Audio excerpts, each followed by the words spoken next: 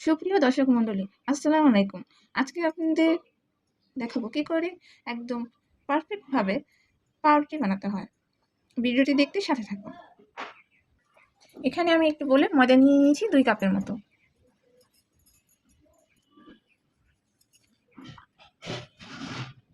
এখানে দিয়ে দিচ্ছি আধা চা চামচ বেকিং পাউডার। আপনারা চাইলে সোডা ব্যবহার করতে পারেন, সেক্ষেত্রে এর অর্ধেকেরও কম দিবেন।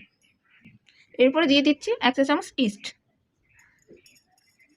এবার এই মিশ্রণটিকে ভালো করে মিশিয়ে নেবেন। এখানে আমি আরও অ্যাড করে দিচ্ছি 1 কাপ পরিমাণে চিনি। এই চিনিটি গুঁড়া করে রেখেছিলাম। আপনারা চাইলে আইসেন্স সুগার বা নর্মাল চিনিও ব্লেন্ডারে গুঁড়া করে নিতে পারেন। এবার এই মিশ্রণটিকে আমি পুরোপুরি মিশিয়ে ফেলবো।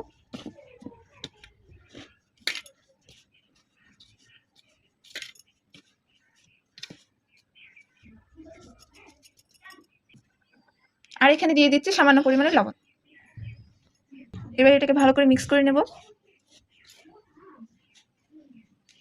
গুঁড়োগুলো ভালো করে মিক্স হয়ে গেলে এখানে দিয়ে দেবো প্রায় 2 টেবিল চামচের মতো ডিম, ফেটানো ডিম। এখানে দিয়ে দিচ্ছি হাফ কাপ পরিমাণের দুধ।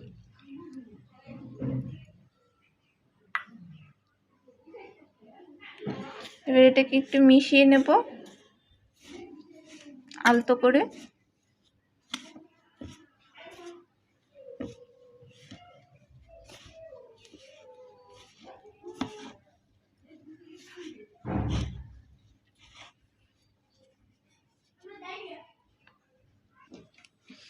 এখানে আমি নিয়েছি কিছুটা গরম পানি।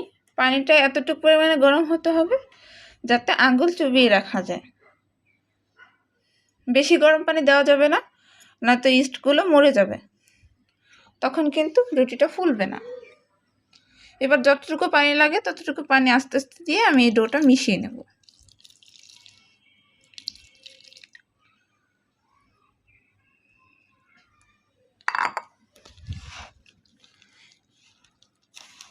এই ডোটা একদম আটার ডোয়ের মতো একটা সফট ডো তৈরি করতে হবে।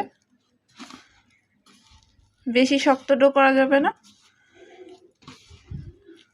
ডোটা একদম সফট হতে হবে, তাহলে আমাদের পাউরুটিটা অনেক সফট হবে।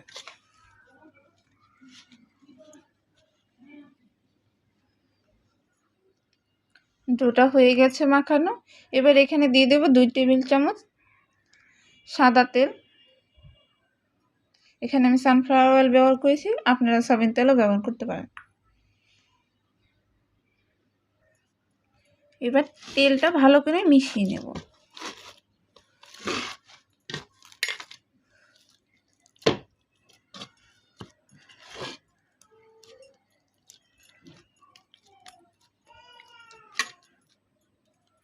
ডোটা আমার মাখানো শেষ।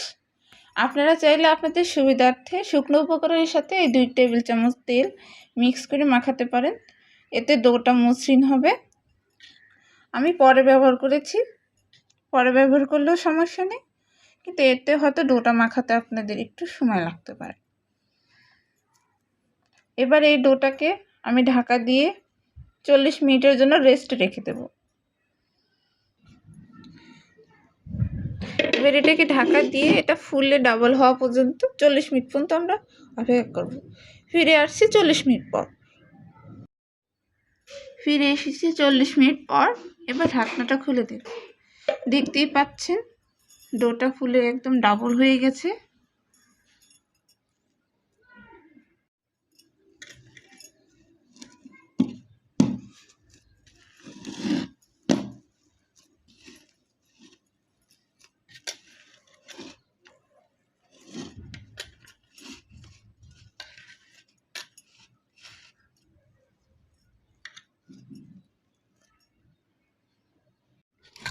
এবার ডোটাকে ভালো করে আবার মেখে নেব।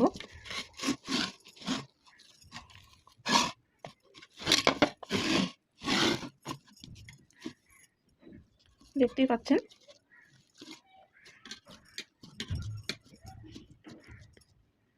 যেহেতু আমি আজকে ব্রেডটা চুলায় রান্না করবো, সেহেতু প্রথমে আমি এরকম একটি প্যান নিয়ে নেব। আমি এরকম একটি বড় প্যান নিয়ে নিয়েছি। এবার এতে কিছুটা পরিমাণে তেল দিয়ে দিব। এবার তেলটাকে পুরো প্যানে মিক্স করে দেবো। পুরো প্যানে ঠিক এভাবে তেল মাখানো হয়ে গেলে এবার আমরা ছোট ছোট আকৃতির গোল গোল ব্রেড করে নেব। আমি এখানে ছোট ছোট করে নিচ্ছি, আপনারা দেখতে থাকুন।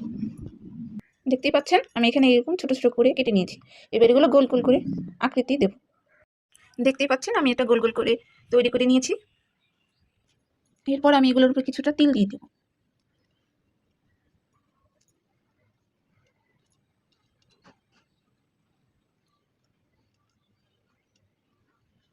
আমার তিলগুলো দেওয়া শেষ।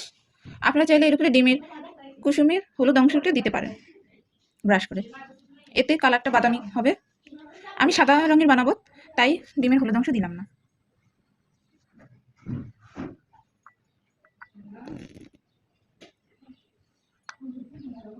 আমি এই অবস্থায় একটু সুগার সিরাপ দিয়ে দিচ্ছি। এবার আমার কাজ হয়ে গেছে। এবার আমি ঢাকনাটা সুন্দর করে লাগিয়ে দেব। অবশ্যই প্যানের ঢাকনার এই ছিদ্রটি ছোট্ট একটি টিস্যু পেপার মুড়িয়ে কাগজের সাহায্যে বন্ধ করে দেব, যাতে ভিতর থেকে কোনো রকম বাতাস না ঢোকে, বাইরে থেকে কোনো বাতাস যাতে না ঢোকে। এবার এটা 10 মিনিটের জন্য রেস্টে রেখে দেব। 10 মিনিট পর ফিরে এসেছি, দেখুন ব্রেডগুলো ফুলে গেছে। এবার এগুলো চুলায় বসিয়ে দেব। চুলায় একটি প্যান বসিয়ে দিয়েছি। প্যানটি হিট হয়ে গেলে এবার ওই কড়াইটি বসিয়ে দেব। এবার এটি বসিয়ে দিয়েছি, আর এটি এখন লো হিটে এটি রান্না হতে দেব। একদম হিটটা লো থাকবে এ পর্যায়ে। এখন এটা পুরোপুরি হয়ে গেছে। এখন চুলা বন্ধ করে এটা নামিয়ে ফেলব।